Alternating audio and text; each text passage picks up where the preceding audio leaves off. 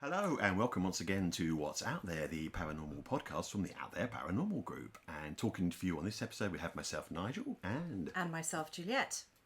We've got a guest.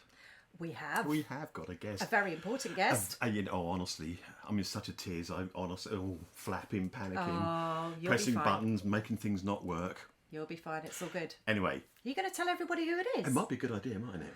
Okay. Go on. So we're dipping our toes into the world of the hardcore skeptic in this podcast.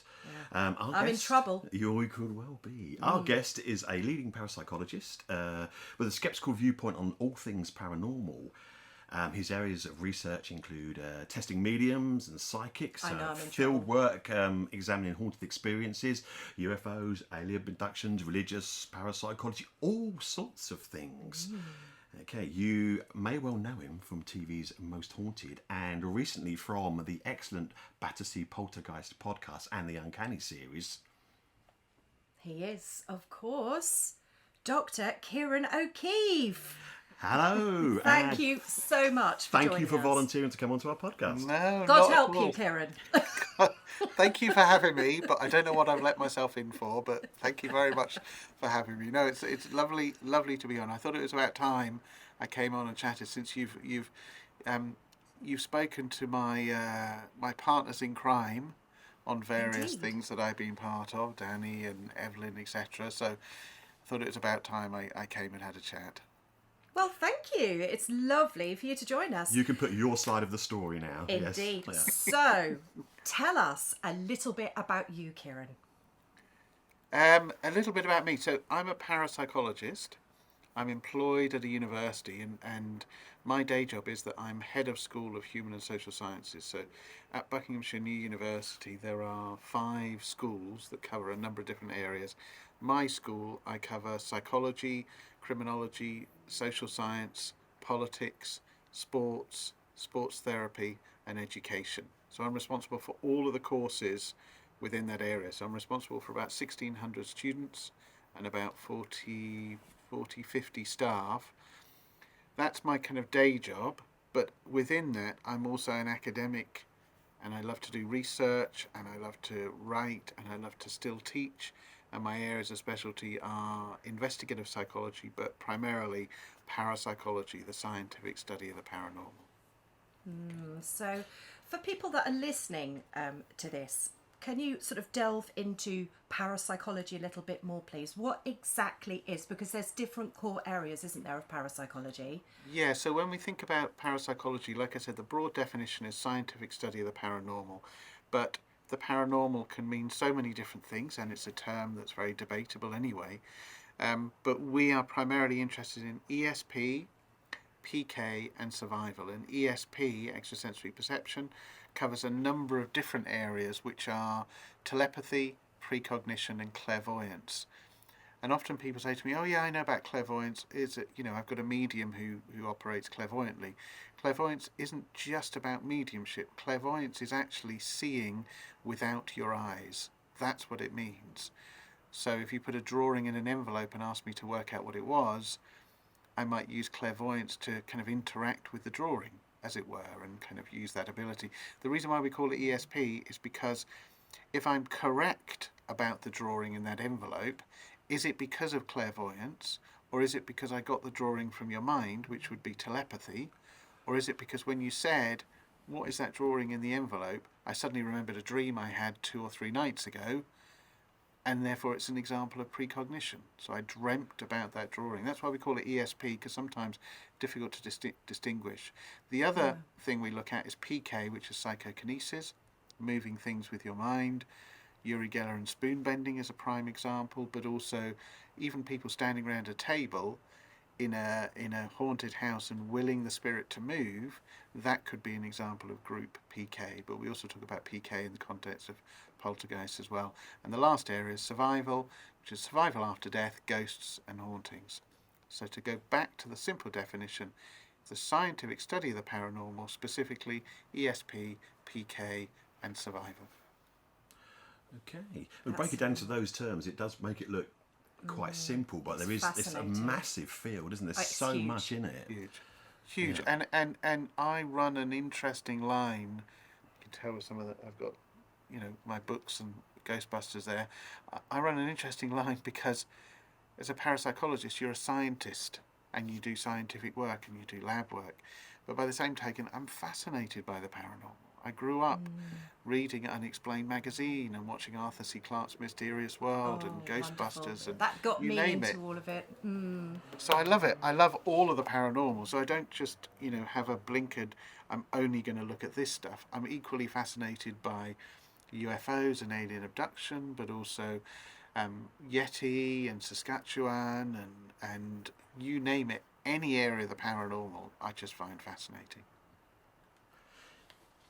So, what sort of got you into the world of sort of the paranormal and your parapsychology? So, is there some sort of moment that made you jump in, or did you just sort of gradually get into it? Well, I've always been fascinated by ghost stories, even as a very young age. My parents were genuinely worried about my reading material, even as like a 7-8-year-old. I went through that as well. Oh dear, I was reading Stephen King, James Herbert, M.R. James, H.P. Lovecraft, and then a little bit later on Clive Barker. So I was reading these kind of, horror and ghost novelists, and my parents were genuinely worried. So I guess there was always an interest there from a very, very early age. And when people ask me, well, what made you become a parapsychologist? I always say, well, a good answer would be, it's the Encyclopedia Britannica that my parents brought me, at a young age, and I saw the parapsychology definition. I thought, what's that? And I got involved in that. Or as a teenager, reading the works of Carl Jung and synchronicity and how that overlaps with aspects of parapsychology. I could say it's all of that, but you know what? That wouldn't be true. The turning point, like you said, Juliette, was actually the film Ghostbusters. It was simple as that. Do you know, it was for me. Such a classic. Absolutely. Oh, gosh. I was 13 years old when that came out, and I said, that's who I want to be. I want to be Peter Venkman. I want to have my proton pack. I want to have my car. And that really planted a seed that I've never lost. Even, I studied over in the States. I did a music degree, performance degree. I looked at Spanish literature. I worked for a restaurant. I've done nursing, mental health nursing. I've done so many different things. It's always been that seed. I want to be a Ghostbuster. So here I am, living the dream, almost. 95% living the dream. I don't have a proton pack, and I don't have that amazing car. It will come. It will come. You can get them, I'd I've looked at the kits and thought, so I'd love to make one of those. But they don't do anything, do they? They don't catch ghosts. No, they don't. No. Yet. Yet. They're working on it. They're working on it. Watch this space. Absolutely. So, Ciaran, you talk a lot about your fascination with the paranormal and with ghosts and things like that. What exactly is your view on ghosts? Because it's a very broad term. What do you actually think or believe based on your experiences, because you have got a whole heap of experiences? What do you think they actually are? Oh, that's a good question. The first part of that question was easier to answer because it was about my perspective on ghosts, which is very much in line with a lot of people's thinking, which is people are genuinely having ghostly experiences, genuinely having it. I speak to colleagues, and a lot of colleagues go, it's hallucination or fraud. That's it. And I say, well, that's arrogant to say that, because we've got thousands upon thousands of people across the world from loads of different backgrounds, educational backgrounds, occupation, age, gender, the types of experiences, but also going back historically. You can't just dismiss it with a wave of the hand and go, it's all fraud and hallucination. So that's kind of where I'm coming from, is saying it's not that, or that could explain a small percentage. There's something going on that people are having these ghostly experiences. And that is 100% the case, you know. And so that's the first part of your question, which is lovely, and it's easy to answer that, I think, because that's kind of a large part of what we all think. The second part of it, which is, what are ghosts? I'm going to surprise you with my answer, which is, we don't know. You know, and as a skeptic, you're always looking to me for explanations, and on the various shows I've been part of, but I will offer those explanations because they are simply that, alternative explanations for the spirit hypothesis. Ghosts could be people coming over from the afterlife and communicating and interacting with some way. It could be an experience that is a misinterpretation of the presence of infrasound or electromagnetic fields, or down to the psychology of suggestion, or temporal lobe lability, which is, you know, a particular aspect of your brain that can be triggered and form almost internal epileptic type fits that can trigger the brain and cause hallucinations. Absolutely. I mean, it's such a complex list of alternative explanations. But if anything, as scientists, we should still be saying exactly that. We don't know. And I published a paper recently with a team of international researchers, we call ourselves the Global Ghost Gang, where we were saying, okay, 20 years ago there was a classic book that was published in Parapsychology, Hauntings, got it here, Hauntings and Poltergeist, this one. So that was about 20 years ago. Okay. That was a classic book that was published, an academic book, very dry, very academic, but it was a classic book because it was basically saying, James Houran was saying, look, there's lots of different perspectives on what ghosts are. Let's get all of these perspectives in one book. And in that book, it talked about stuff like infrasound, EMF, humidity, temperature, psychology of suggestion, all of this sort of stuff.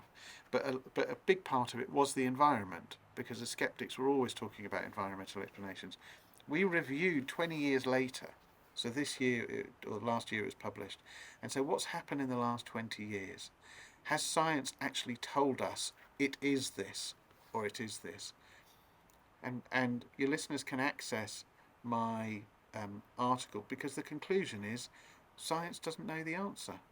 Genuinely, in 20 years from that point, where it was really interesting research and we're going, well, these are all possible alternative explanations, we're really only in a position to say they're alternative explanations, but the scientific work on this stuff has just not been done. There's a very, very small number of people, and I include myself in that are actually doing scientific research on whether infrasound explains hauntings or whether electromagnetic fields explains it. It's just not there. So I apologise, it's a non-committal answer, but you can understand why. That's it's a very really good interesting. answer, because it's the sort of thing you would think yourselves, and we say exactly the same.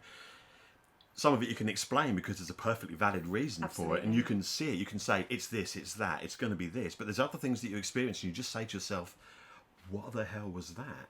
Yeah, I mean, you can't find an answer. Yeah, even me being a psychic, you know, I'm looking for answers. I want to know how it works, why it works. I'm very interested in quantum theory and the science behind perhaps possible reasons behind how I do what I do, and why, and where the information comes from and how I get it. And I would like, and I'm looking for scientific answers as well, you know, and I'm always looking. The first thing Nigel and I do when we do investigations is we look at the environment. Could it be this? Could it be that? We try and debunk everything that we do during an investigation. You've got to put it down. You need to say, okay, this is the experience we had, but then again, it could be this, and this.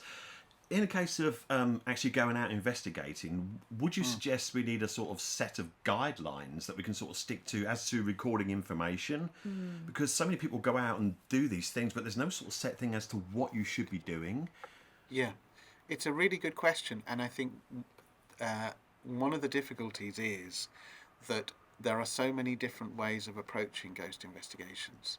You know, I'll have a particular approach, you'll have a particular approach. There'll be other groups out there that'll have their own approach. It's arrogant of me to say there is only one approach to investigating ghosts when we don't fully know what ghosts are. So that's the first thing.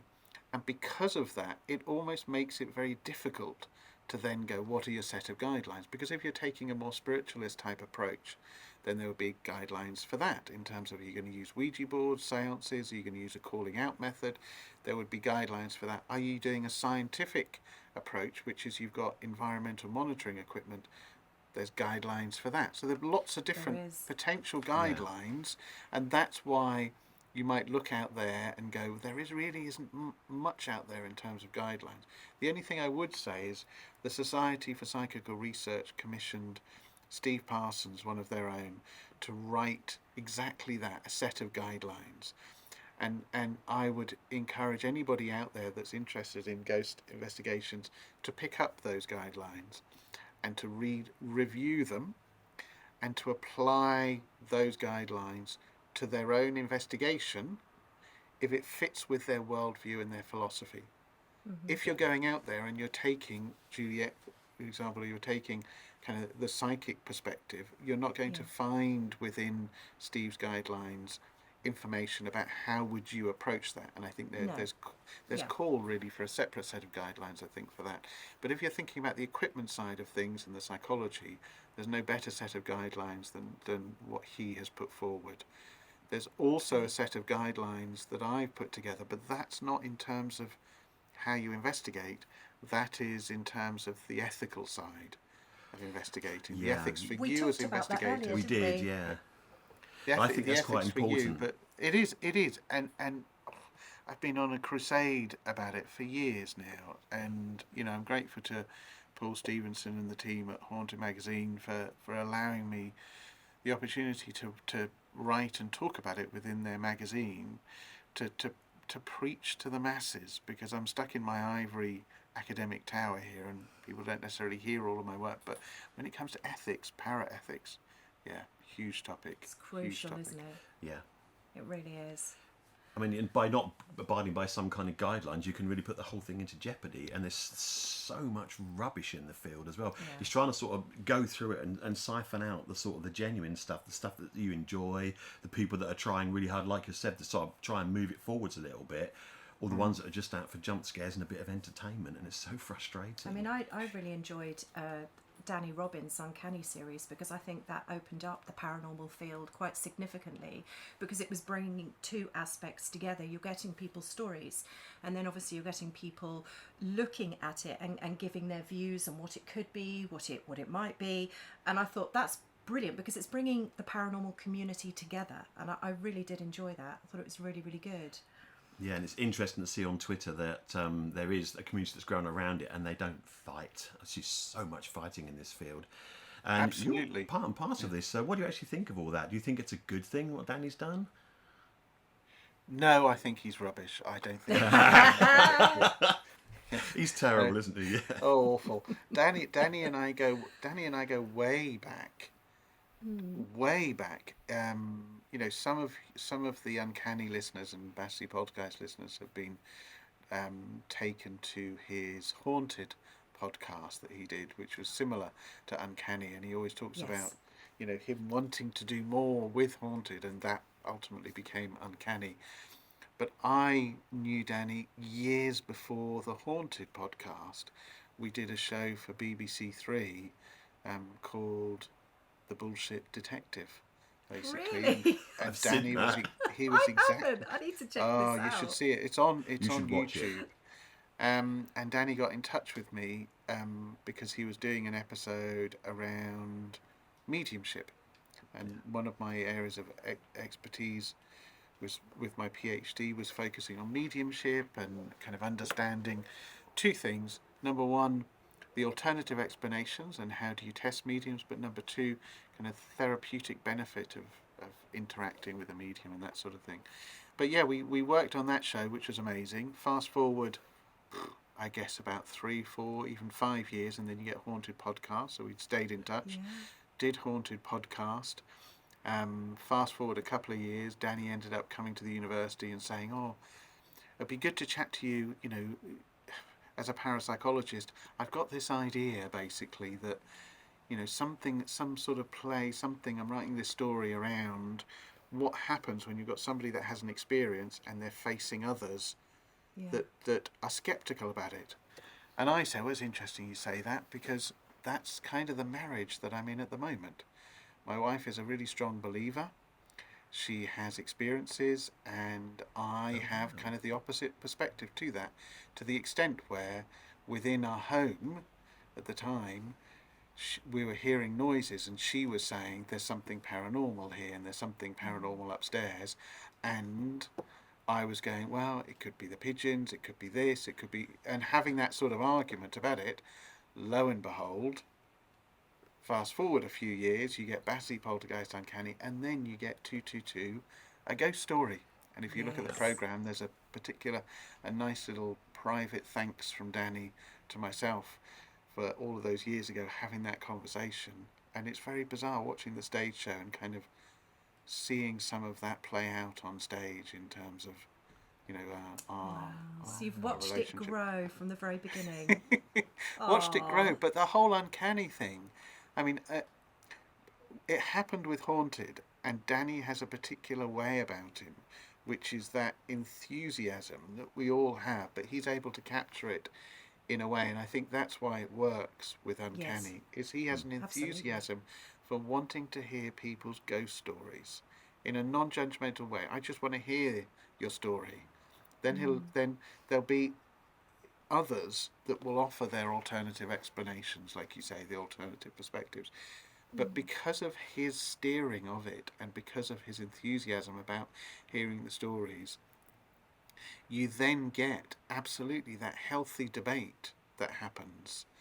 You know, and I don't want to blow our own trumpet, but he's also been very particular about who he's chosen. Yeah. So, you know, there are individuals within the field or within the world that he could have chosen that could have resulted in a very different product, where it could have been potentially unhealthy. It could have been, you know, a lot more aggressive argument. But you've got individuals like Evelyn, you've got Deborah Hyde, you've got Peter Laws, you've got myself, who we're not afraid to hold our hands up and go, I can't explain that. But we're also very much saying, actually, no, I have a theory about this and I'm willing to put it forward, but I'm also willing to hear your theory as well. And when you've got that captured by Danny, to then have a community build up around it, reflecting that same sort of healthy debate, I think is absolutely fantastic. I think he's done an amazing job with it. It's just, fantastic. Yeah, I mean, I mean, it's a horrible thing to say. It's been really good for us, hasn't it? Because it's enabled us to sort of jump onto the back of us, jump on the bandwagon. Is a horrible thing to say, I suppose, but because we were so interested in what he was doing, and I love the approach that he had, and I thought it's very similar to what we were trying to do with what we're doing. You know, sort of throw it open to an audience and say, "This is what's going on. This is what we think. What do you think?" Yeah. You know, and I think it's so important to do that, and it's healthy debate. There's nothing wrong with healthy debate. You've got this reputation for being like this hardcore skeptic, but you're not really, are you? You really sort of... You've opened my eyes today. Exactly. You're more open-minded about it, which I think is really... So, as far as scepticism goes, I think people get the wrong idea about it. They seem to think... I mean, I listened to the Hay on Why show, and you're the pantomime villain. They were booing you. When they said your name, it was like... It was like, oh, no, yeah.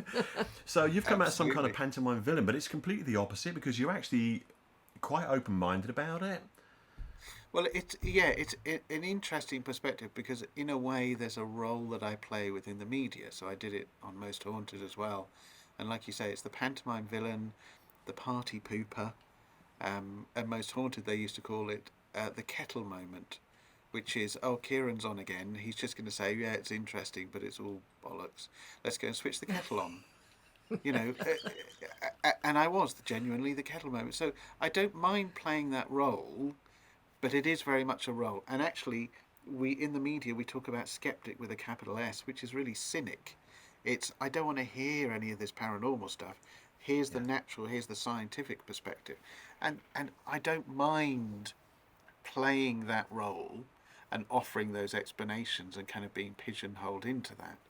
Because in a way, that voice and that alternative explanation gets then out into the media, and it gets out to ghost hunters and everything. So they're hearing that alternative perspective. But actually the word skeptical and skeptic means open-minded but questioning. And if anything, we're all that. Yeah. We're all skeptical. And yourselves, I know, in terms of hearing about your investigations, you're skeptical too. You're open-minded but questioning, and I think that's a really good place to be. The reason why there's the hardcore tag to it, me being a hardcore skeptic, is because I'm open-minded but questioning, but hardcore because I will always be thinking about the natural explanations, always be thinking about it. And it comes from my training, it comes from being involved in this for 35 plus years, and knowing about the psychology and knowing about the environment. And that's where the hardcore side of things come. And I guess the hardcore side of thing is also the lovely work that we've done with Danny, with Battersea, and also with Uncanny. The hardcore side of things comes from, you know what, I am open-minded and I am questioning, but it's going to take a lot to sway me. Sure. Yeah. And that's where the hardcore stance is, that, I'm not going to be easily swayed. I'm actually going to stick to my standpoint, and then it's up to you to convince me. Yeah. In a healthy way. That's fabulous, because I mean, we need, I think, particularly in the paranormal field, we need that grounding. And it's very, I mean, I think if I didn't have, whatever the abilities I do have, if I didn't have them, I would probably be very similar to you and question everything. I question myself, when we do an investigation. Yeah, because you just think, where did that come from? Why did I get that? What is this? And it is good to do that. Even sort of things, subliminal messages. I got the wrong teeth in today, but even things like that you don't even realise you might have picked up can influence everything that you do in an investigation and things like that. Things you wouldn't perhaps, you might even see. I mean, I'm very careful when we do investigations to avoid any form of information or media or anything like that, because I like to go in with a completely clean slate and see. Tried to not to tell you where we're going until actually to turn up in the car and say we're going on an investigation. To challenge myself and just to see, because I'm probably one of my most biggest, I'm trying to think of the word, person that would criticise, hypocrites. Critic. You're Critic. your own worst critic, aren't you? I'm my own worst critic, because I'm like, well, how do I do this? How does it happen? Where does it come from? Because there's got to be a scientific reason. It's not going to come from somewhere, No. There's got to be a reason for it. But yeah, I think we're all looking for the same thing, aren't we? At the end of the day. And I think you're absolutely right. And I think it's a really healthy place to be. People often ask me, how do you have fun explaining away people's experiences? And I go, well, I'm not really explaining them away. Yeah. But actually, by educating people about the alternative explanations and the alternative perspective, if somebody comes to me and said, oh, look, I've had this amazing experience, like Uncanny, I've had this amazing experience, what do you think's going on? If I then go through the alternative explanation and go, well, actually, this is showing me key characteristics that lead me to think maybe what we're dealing with is some sort of electrostatic effect. It's affecting your skin in such a way that it gives the impression that you're being touched.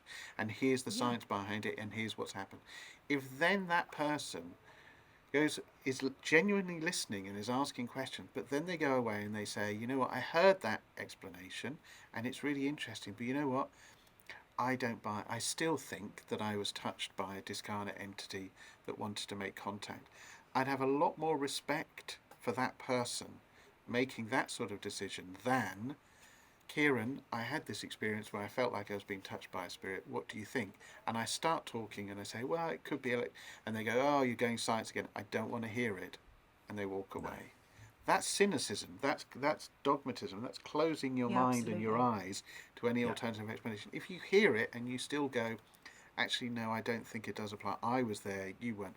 They go, that's fine. I have respect for that. I wasn't there. All I'm doing is offering the alternative. But if you still feel it was a genuine experience, I'm not going to take that away from you. That's good. Yeah, I like that. It really is. So, experiences. Here we go. Let's throw it out. Oh, Have you got one or two, or maybe three, that you've had yourself that you cannot actually rationally explain, that you have to put in a box that I don't know.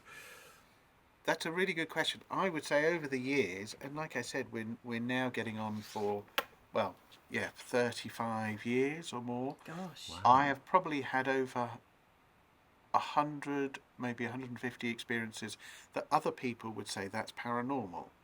Right. But Yeah. I haven't, because I know the alternative explanations. However, you asked Nigel if there's a specific percentage, and I would say yes, there's a really small number.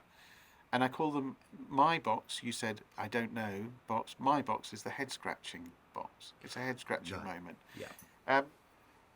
And it's not for want of saying it could be, it's something paranormal. I think they could be something paranormal. One of them is SS Great Britain in Bristol, huge ship that's moored there.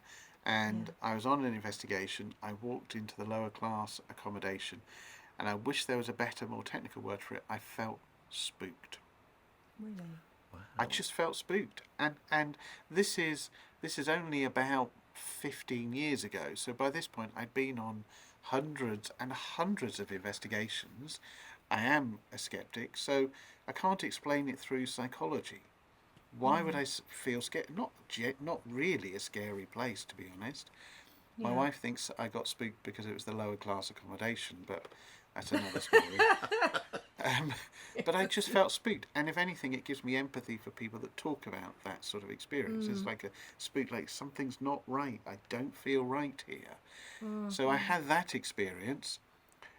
Also investigating a Second World War Nazi bunker on Guernsey. And being in wow. that particular location, there's two things that happened. I investigated it first of all as a recce with my wife, and it was just the two of us, and we got the keys and locked ourselves in, and she sat in kind of an outside area within the surrounding locked fence, whilst I went deep into the bunker myself. Dark bunker, once you get into those back tunnels, there's just no light at all, and was just walking around with a torch, and I heard her cry out for cry out for me, Ciaran, Ciaran, and getting increasingly, distressed. And I ran back to where she was, and that would have taken easily 5 minutes or so. The size of these things are huge and in the dark. So it took me about 5 minutes to come back, and she was white as a sheet. She had sat there and heard footsteps come out of the bunker, approach her from round the corner, and she went, "Oh, Ciaran, you're right." And then the footsteps stopped and shuffled, and she said, "Ciaran." And then she went round the corner, and as she was going round the corner, she felt the footstep, or heard the footsteps move away, looked round, and there was nobody there, called me. It took me 5 minutes to get back to where she was. She was just completely freaked out. So that was her experience. Yeah. But being in a location that had reported exactly that sort of phenomena, and her having it, and seeing her white as a sheet, and making that decision, I'm not going to go in. And she didn't go in. She was that scared by it. And then we caught some interesting footage a little bit later when I went back with an investigative group.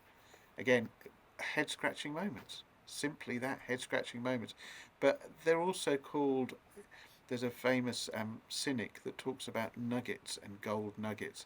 These feel like those gold nuggets, and we all have them. Some of them have them more regularly than others. These gold nuggets that keep you in the game.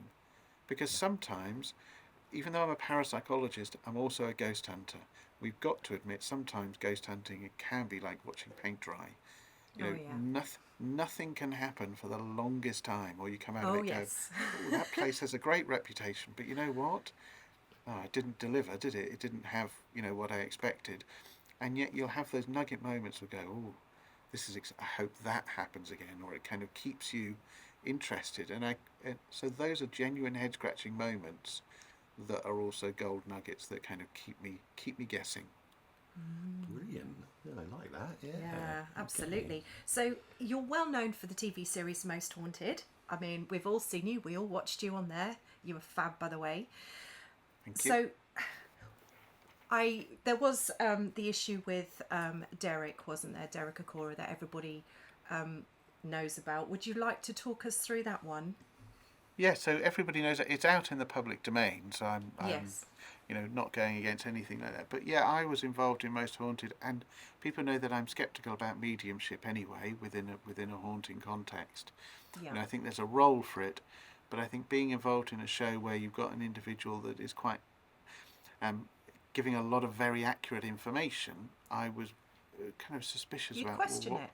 what potentially is going on here. And there are a few incidents earlier on that made me question that. For example, we were at Castle Leslie and he came up with incredibly accurate information about a four-poster bed. And he touched the bed and this stream of information about the date of the bed and where it's from and who slept in it and all of that. And I said, where did you get this information from? Did it come from the bed? Did it come as you walked into the environment? Are you getting a message from somebody associated with the bed? Is it possible you had that information beforehand, and it's coming out and you'd forgotten it, but it's coming out, kind of really wanting to know, but also potentially giving an out. All of the information was 100% accurate, but it was the wrong bed. It was a bed that was in a completely different part of the castle. And that's why I was like, wow, okay, what's going on here? So in the incident with down in Bodmin Jail, it was putting an anagram, Creed Kafer, on a piece of paper and letting it slip to a member of the crew and just going, okay, well, this potentially is going to make its way back to the medium and it may come out in passing in a séance or not be mentioned at all. If there's any ethics to what we're seeing here, then it won't potentially be mentioned. But actually he got possessed by Creed Kafer, which is an anagram of Derek Faker, which is quite unfortunate. And there were a few other incidents. It's a shame, isn't it? But I have an open-minded perspective, and whilst that seems quite evil scientist of me and also kind of very cynical, I've been approached by people that have said, oh, well, I went to see him in Liverpool and I got this reading and he came up with this information and he was highly accurate and there's no way he could have... There's nothing... I can't take anything away from people's experiences where they've had accurate experiences or they've been on a ghost hunt with him and he came up with accurate information. What we might have been seeing and what we can say is on those particular incidents, he was not in contact with spirit, 100%. And if anything, if it raises doubt and makes people question, I think that's a good thing. If people then still want to believe because they have their own personalities, that's absolutely fine too. But I mean, could it be the fact the pressure to perform? The pressure to perform, and could it be because I think, personally speaking and doing what I do, I think the pressure of being put with the cameras in your face and being in that place where you have to contact spirit, especially on television, because you've got to keep the ratings up. Everybody wants to watch a bang and a knock, and they want to see things regularly happening in locations which we all know don't.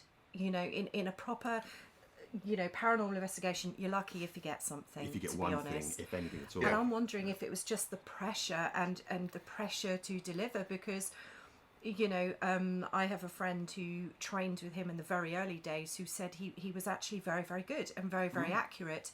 And it just makes me sometimes wonder where, that pressure just got to him and he cracked and he felt the need to deliver in whatever method. I think it's a really good point, Juliette, that the pressure to perform when you're on camera is there and it's constantly there. And it's not just the pressure to perform the camera and the crew behind the camera, Absolutely. the director who are looking at you, because that's a pressure. It's also when that camera's in your face, it's all of the people behind that camera sitting at home watching the television who are relying on you to say something. And in the history of Most Haunted, there have been maybe one or two incidents where other mediums who've been brought on have actually countered that pressure to perform, walked into a place and go, I don't feel anything here. And then what you get is that sudden realisation, like you're absolutely right, sudden realisation that, that is potentially the end of that episode and that investigation. Potentially that's the end. From then on, it's, well, what do we do? The medium feels nothing. So what do we do as an investigation? So I think you're absolutely right. And I knew Derek, and had spoken to him years and years and years before Most Haunted, back in the mid-90s when I was doing some research on psychic detection in Liverpool, this idea that psychics can help with criminal investigations. And I contacted him. You know, there were quite a few psychics I contacted at the time. And I contacted him. He was based in Victoria Street in Liverpool at the time and doing private readings for people. And exactly that. There were individuals that had private readings, and it was on the basis of those testimonials, and very positive testimonials, that I ended up contacting him.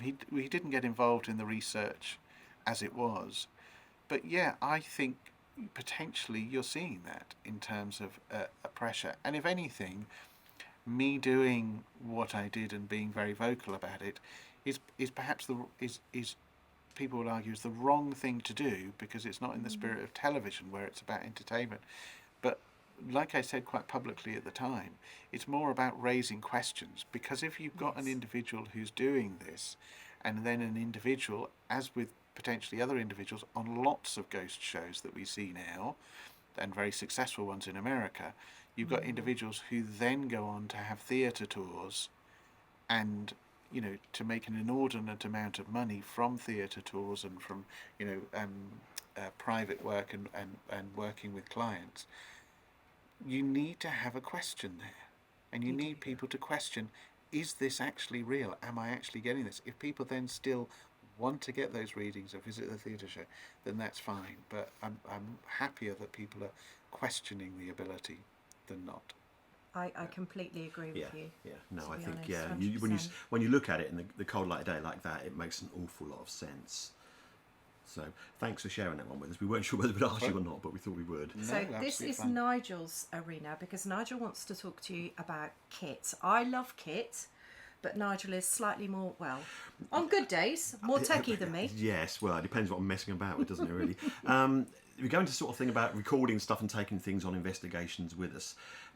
We've all got a little bag full of kit. We've got our EMF meters, we've got our movement detectors, K2s, we've got night vision cams.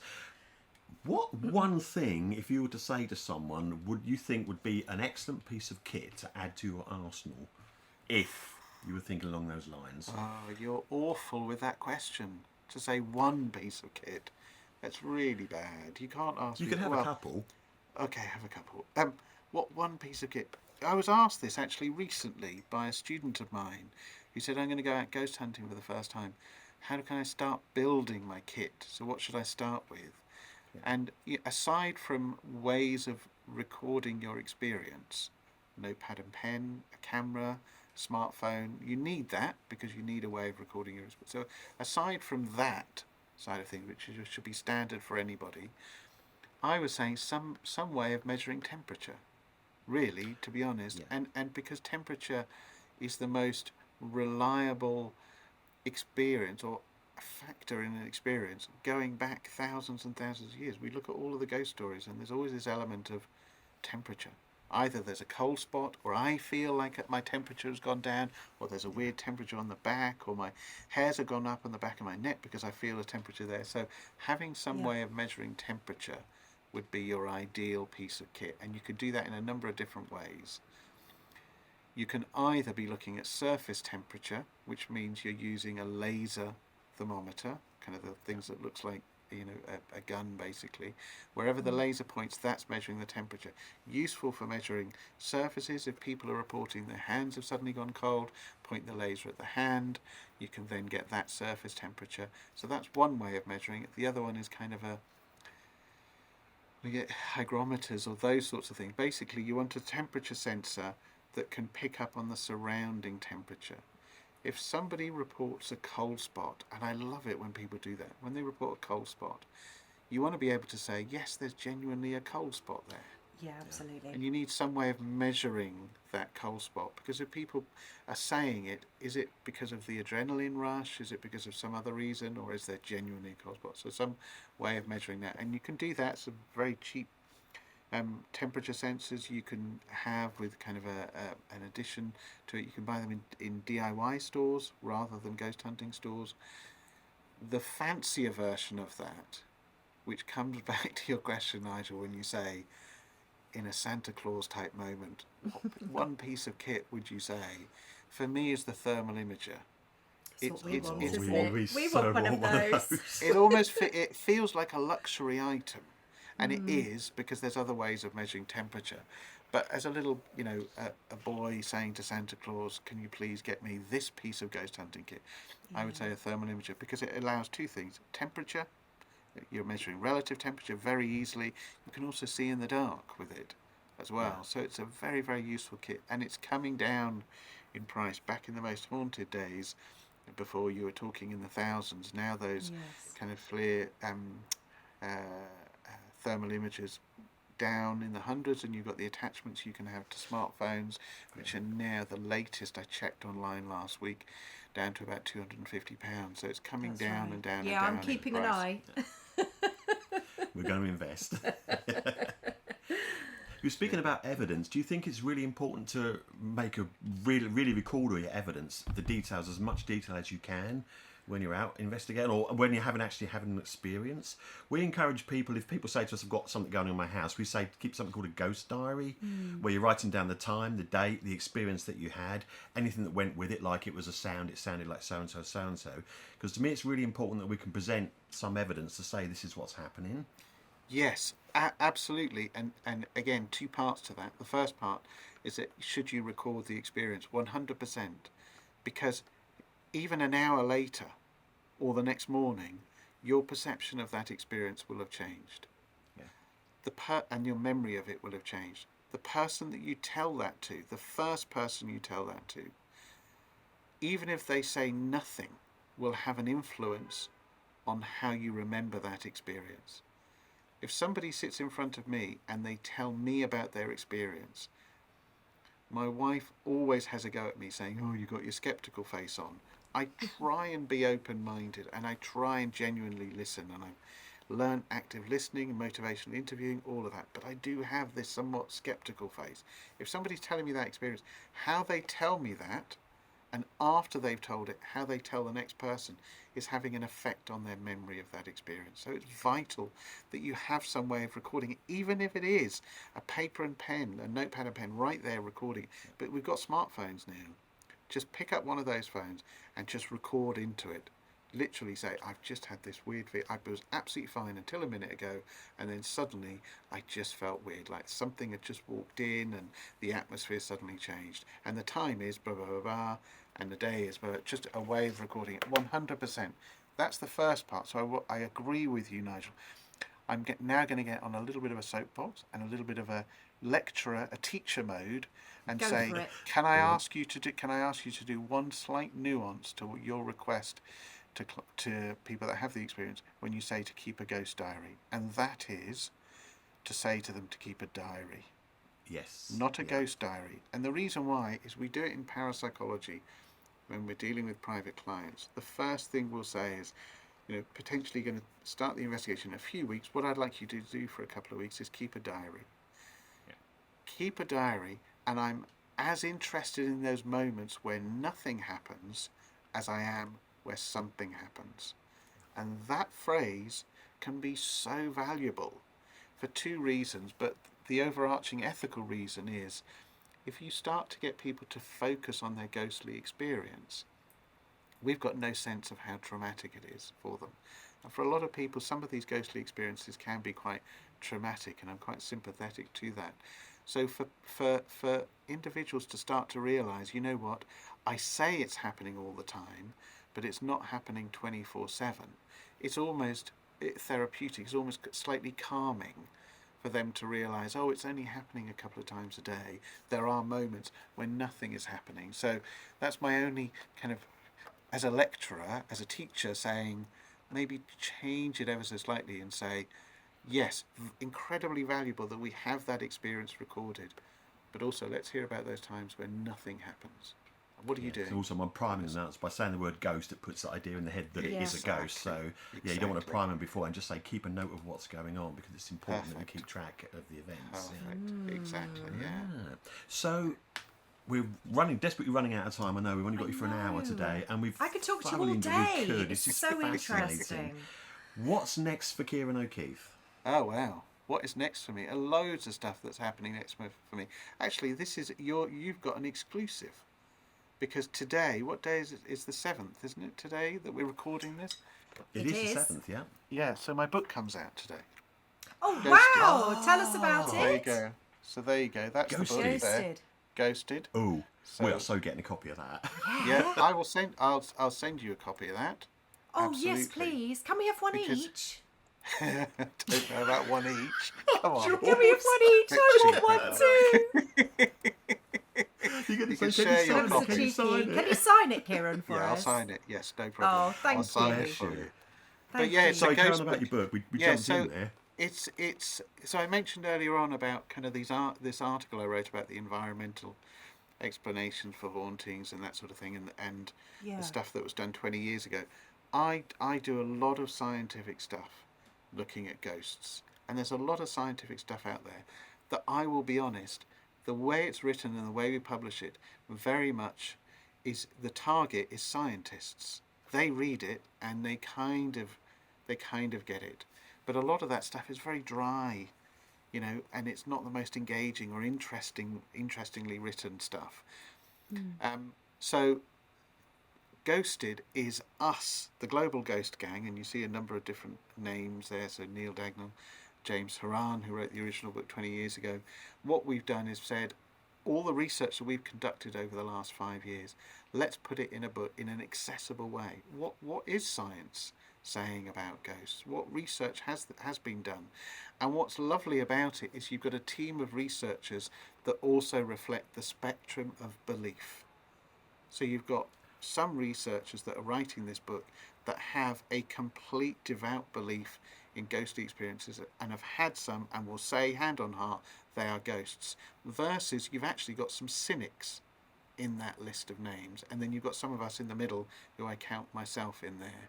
So you've got this lovely spectrum of belief talking about all the research that we've done, almost as a way of saying to ghost hunters, you know what, here's all the stuff about the environment, the psychology, here's what you need to know, and it's all in one book and it's accessible for you. And also it's a call out to ghost hunters to say, we do not talk to you enough, and you don't talk to us enough. Let's change that, and let's say, as ghost hunters, you're citizen scientists, basically. You're doing the scientific work out in the field by doing observations and having these experiences, and we should start sharing a lot more. So I that's agree. Yeah, Ghost- that's That's wonderful. really good. That's fantastic. And it's, again, all about Yeah. bringing people together, isn't it? yeah. It's fantastic. 100%. I can't Absolutely wait. brilliant. I can't wait for this book now. That's I'm absolutely really brilliant. excited. We will definitely be plugging that one for you. Actually, no problem there at we all. go. And also, you run courses, don't you, Ciaran? Are you still doing those? Yes. So I still do courses. So I do. I've got the School of Parapsychology, which is an online course, online school where I do courses on poltergeist, on parapsychology, but also demonology and exorcisms and possession and that sort of thing. And at some point coming up soon, there's going to be an article coming out about demonic possession. I've been working with a neurologist over in America about a particular paper, and I've got a chapter in a book about kind of demonic possession and stuff that I've been researching for over 30 years. So that's exciting. And potentially some more stuff, podcast stuff with Danny. Oh, We'll can you see. tell us any more about that? I Or is cannot it say hush, any more. hush? But I cannot say any more. But let's just say, as a teaser, Battersea Poltergeist was such an amazing experience and such an amazing investigation, and we all said it shouldn't just stop there. No, You know, definitely not. and I think Battersea Poltergeist we've done, but actually we shouldn't just stop there in terms of what we did with Battersea Poltergeist. So it's watch this space. Space, indeed. Absolutely fantastic. Well, what can I say? Thank you so much. It's been wonderful to talk to you, and we've learnt so much, haven't we? Yeah, we'd love to have you back on again at some stage if you'd like to Yeah. come and join us again. Do you want to put I up would with us love to. again? I will throw myself into this again. Absolutely. Now I know what to expect. No, I've had a delightful We're not that bad, conversation. really.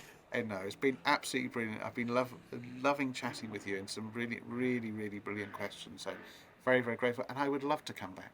Love to come back another time. Lovely. Thank you very And we're much. looking forward to this book too. Yes, indeed. Yes. Absolutely.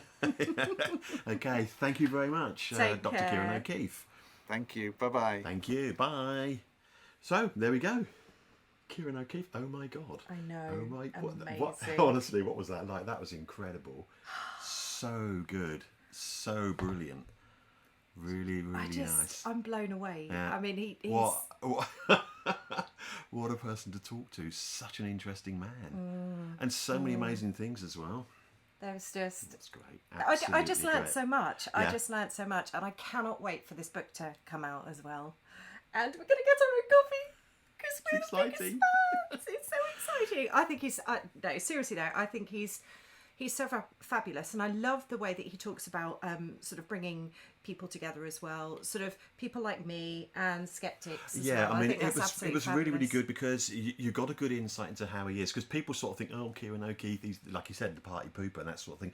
But actually, he's not at all. So open-minded Exactly, as well. yeah. He's actually looking at things and really been quite serious about it and thinking like, yeah, there's the stories behind this. There is something there. It's a case of actually throwing all the evidence out and having a look at it and then making the decision. But there are easy explanations, you know. But there's some things you just can't explain. They're the things that we enjoy the most. So We'll continue. we with will indeed. being yeah. out there. So thank you very much for listening to us. Don't forget, if you've enjoyed our podcast, go and have a look at the other ones that we've got on our channel. And please go and leave us a review on your podcast of choice, because it really does mean a lot to us to sort of see what people think. It really does. So I suppose it's time to say goodbye. And we're going to put links up about Ciaran's stuff, aren't We we? will do, yeah. will We'll do pop that. some links on for his parapsychology school, and that. if the book's out on release, we'll put some links up for that as well, so you can grab a copy of Well, that. he said too. it's today, didn't he? He did indeed. He did say it's today. Exciting. So very exciting. Okay. So Take care, everybody. take care, Keep everybody. safe. Till next time. Bye-bye. Bye.